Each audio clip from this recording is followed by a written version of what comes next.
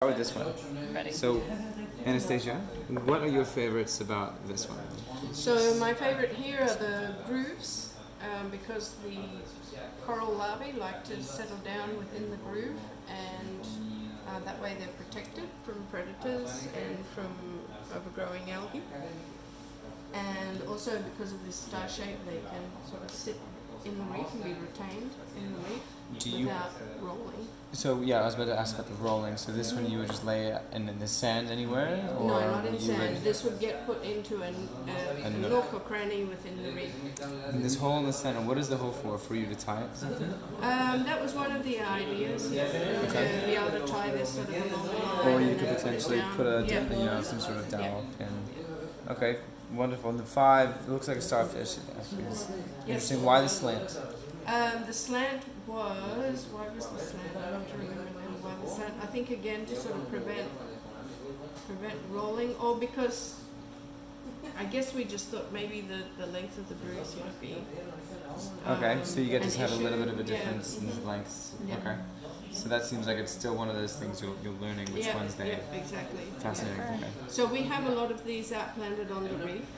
So just to go back, these were designed by Secor International and a group of experts in design and scientists who directly work with these kinds of substrates. And so we basically came up with a series of designs and have put them out into the field with larvae settled down on them, coral larvae settled, to try and see which ones are better retained within the reef and which ones have better larval survival. So these two seem to have better survival.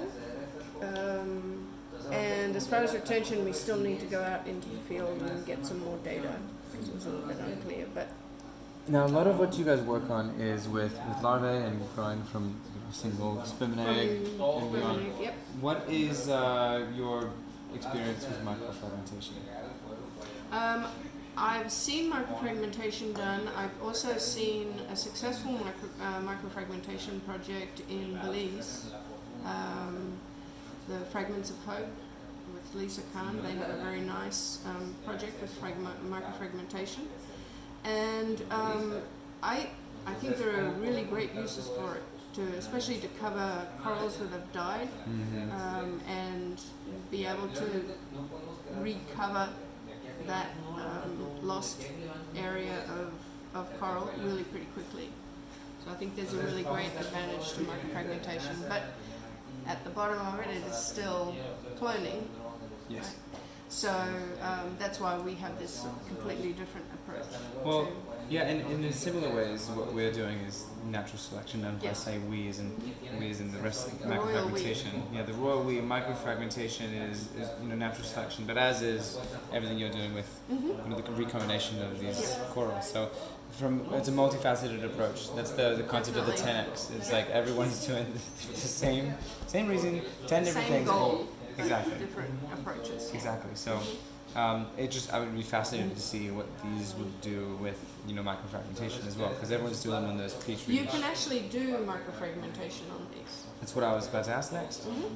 Yep, you could, for example, on this one, put small pieces of coral on different sides and have it completely grow over, probably within a couple of months.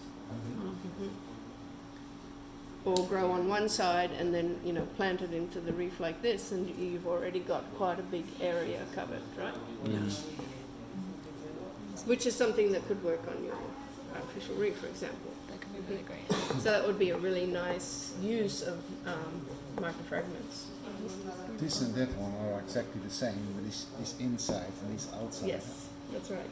Yeah. And this one too. This one too, and yes, that one. yes. Yeah, exactly. So you found the ones in the inside grooves. Yeah, the pits. The pits. Indentations. Yeah. It's interesting because those indentations naturally go into a lot of rocks that Yes, are exactly. underwater, so Yes. it makes a lot of Yeah. sense. Okay.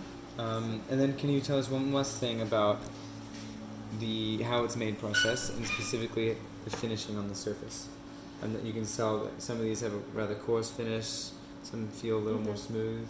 So just curious as to, because this is obviously looks different. This has been casted. Right, so this is concrete and sand.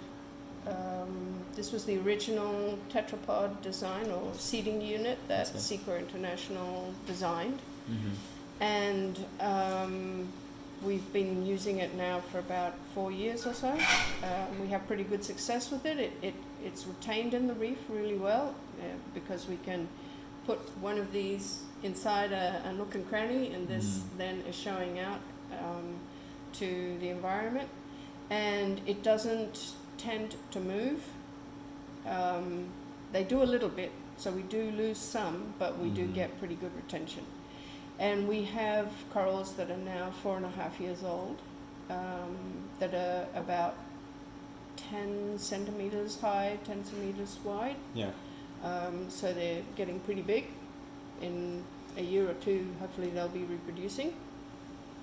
So that was the original design. And then there's a group in Curacao who's working with coral reproduction as well at Karamabi. They've been working a lot with ceramics, and so the sort of next generation of these substrates, we decided to do some versions with ceramic. Okay. And so you can see there's two different feels. One is very rough, and one is smoother. And so the rough one is just the cast without an extra layer of very dilute ceramic. This is basically how it comes out, is very rough, and the coral larvae don't like it.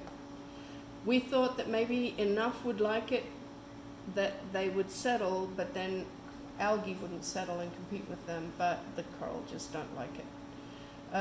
They do like the smoother feel, so that has this extra coating of ceramic, very dilute ceramic, to sort of fill in those nooks and crannies and make it smooth and not so rough.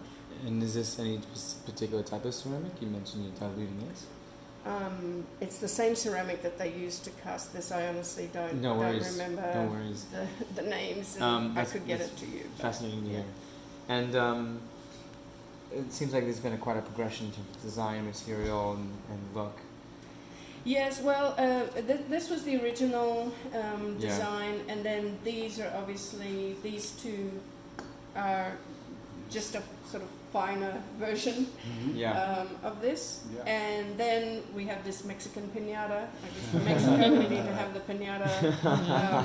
But yeah, basically the idea here was that the longer spine could sort of sit inside, and then you'd have sort of a lot of different faces open for the corals I like this too. to So grow. a small little thought I had is if you make an art sculpture, what you could do is essentially make it easy to have options for stuff like this to then be inserted on your sculpture. Yeah. That would And so be you really can create a wonderful. sculpture or whatever the sculpture wants to look like, but then you can have people grow these in labs, which would be wonderful because you can grow them in multiple arrays. And then they can be And then placed into people the would sculpture. then take them out and go to your sculptures that's been And installed in the plant water them. and That's plant them. that's a Or beautiful take them out idea. if they've got to take care of them, if I they're can getting sick. Absolutely do that. You can then break it off, and There's if the it's got a citizen disease. science aspect, yeah. Yeah, but exactly taking the science and exactly what you've done, and without having to do it all over again and learn the process of trial and error, Yeah. and then take this into your account for your grants. It's a great idea. Cool. I wish grants could just, you can send them this, you know? Yeah, that would be lovely. Like, you got a really good idea, got it on campus. Listen, it's much better than reading, to be honest. Absolutely, true. yeah. You're writing Cool. my Well, proposals. thank you, Anastasia. Thank you so much for taking the time tonight. My pleasure. Thank you so much much for coming. I really For appreciate it. answering all of our many Yeah. questions. Thank you. Anytime. Yeah. Can I see the ACDC? Amazing.